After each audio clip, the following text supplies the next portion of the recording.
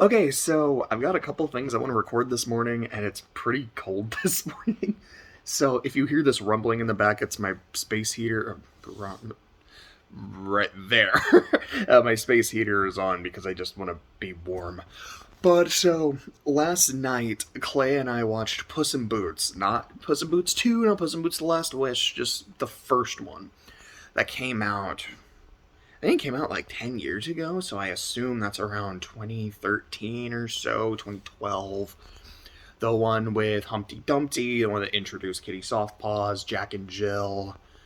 Not Hansel and Gretel. I remembered it having like a pair of like a famous boy and girl fairy tale slash nursery rhyme character. I remembered it being Hansel and Gretel, but that was clearly wrong. So maybe in Shrek 5 we'll get Hansel and Gretel doing something. But I don't have a whole lot to say about the movie. Oh, it also has the golden, like the magic beans and the beanstalk, the golden goose that lays the golden eggs, but not the giant who lives at the top of the beanstalk because he's already dead. Um, this movie is fine. This is, I think, a pretty solid movie. I like Puss's backstory and his relationship with Humpty. I think that is really kind of the heart of the film. I think it's solid. I like it. I think some of the action scenes are pretty fun. I do like his dance off with Kitty, although while I'm watching, I'm just thinking, how much better would this look if this was in Puss in Boots 2? And that, like, there's a chase scene, like, that leads right into the dance scene, and it's not a bad chase scene, but I'm just thinking, man, if this was the second movie, this would look so much better. Like, the way they, like, the art style, I think, is better, the way they animate things is better, like, when they really, like, slow it down and just kind of emphasize the action or, like, individual frames. Man, I wish that movie, like, I wish this movie had that movie's coat of paint. Uh, I like Jack and Jill. I actually like them quite a bit. I think they're very funny. I think they're very entertaining. They are the Jack Horners of the movie, so yeah, it's kind of weird that Puss is 2 for 2 in both of his movies having a Jack villain, so I don't know. Maybe in the next one he'll have Jack jumped over the candlestick. Or, well, yeah, because I have Jack and the Beanstalk in here, but like he's an old man, he doesn't really do anything, so he's out. Uh, and they're just like, maybe he'll have Jumpin' Jack Flash. So just a Rolling Stones character. That would actually be really funny.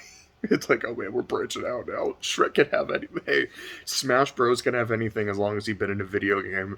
Shrek can have anything as long as you're a fictional character. Alright, bro. Um, I actually think they're pretty fun. They're pretty funny. There's not a whole lot of jokes in this movie. At the very least, like, it's not, again, like a Shrek movie. Or, I mean, even Shrek 4 didn't feel like it was like there were still jokes, but it wasn't written as a comedy the way that Shrek is, Shrek 2 is, and Shrek 3.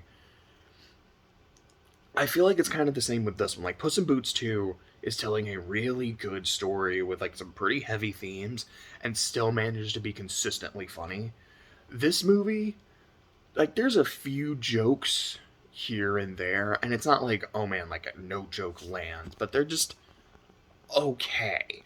The one that I remember, because I've seen the movie before and I liked it fine when I saw it, and yeah, I like it fine here too, is Humpty's reveal of, I was there the whole time. And yeah, like it's pretty, like the idea is pretty funny, especially when he shows up in like the cat costume. It's like that got a big laugh out of Clay. I'm like, yeah, that's pretty funny.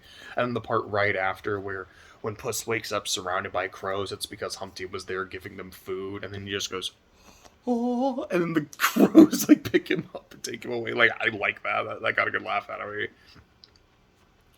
But yeah, like this is probably gonna be pretty short. I just don't have much to say about it. I think it's a little above a C tier movie. I think it's like a B because there's things I like about it. There's some scenes I think are pretty memorable.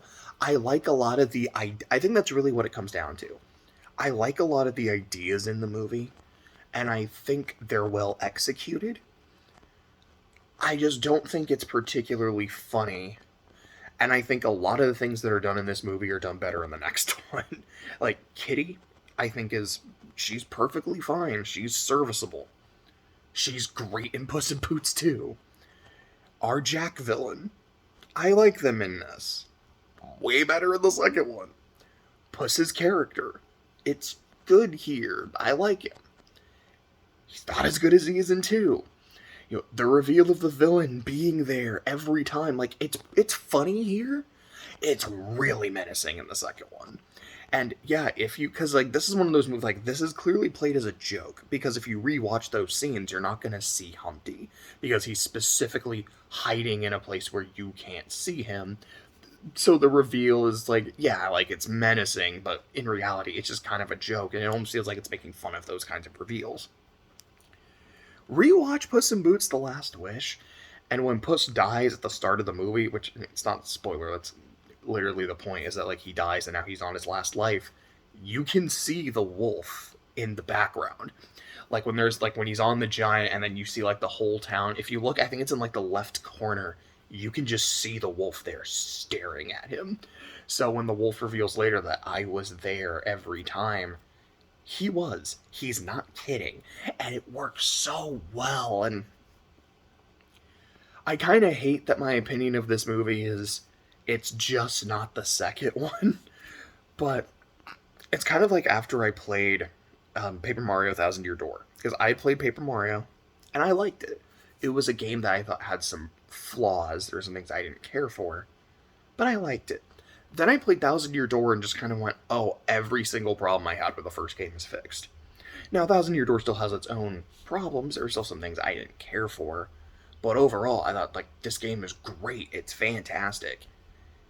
And to me, it kind of trivializes the first. Like, why would I play the first one again when I can play this one? Because it fixed every problem. It is just better in every way. Now, I know a lot of people disagree with that. Like, one of my really good friends, Wyatt, who introduced me to the Paper Mario series, he's like, no. Both games are fantastic, but there's things that, like, let me try that again. There are reasons why I will play the first one over Thousand Year Door, and there's reasons I will play Thousand Year Door over the first one. So I'm not trying to say it's like, oh man, like the first one's complete dog shit, it's trash, never play it again after you play the second one. It's just me personally. I don't feel like I have a reason to after playing the second one. And that's what this is. It's having watched the second one, I don't feel like I have a reason to watch the first one. I mean, it's like, yeah, like, I like Puss's relationship with Humpty and their history, but I would still rather watch the second one. And, like, the relationship with Kitty, the relationship with Perrito, with Horner, with Goldilocks, with the wolf, like, all of that shit is just, to me, way, way, way better.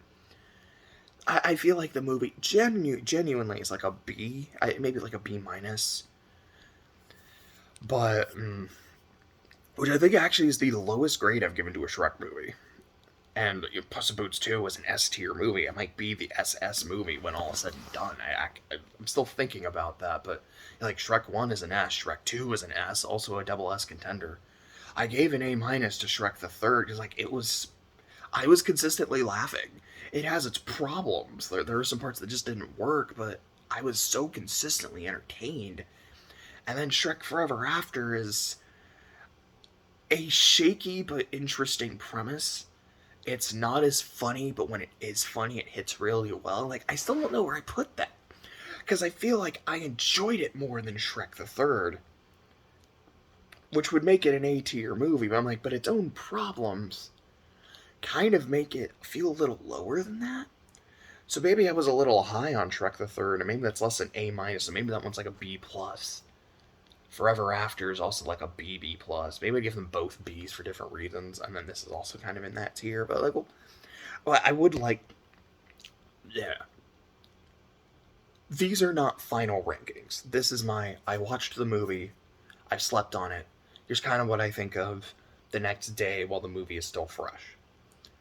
I want to do a video where I just kind of sit down in front of like a tier list and go, okay, now that I've had more time to think about each movie, this is where it goes. Boom, boom, boom, boom, boom, boom, boom. Here's my contenders for that top spot. Here's why it's not this one. Here's why it's not this one. Like, here's why it comes down to, like, these three.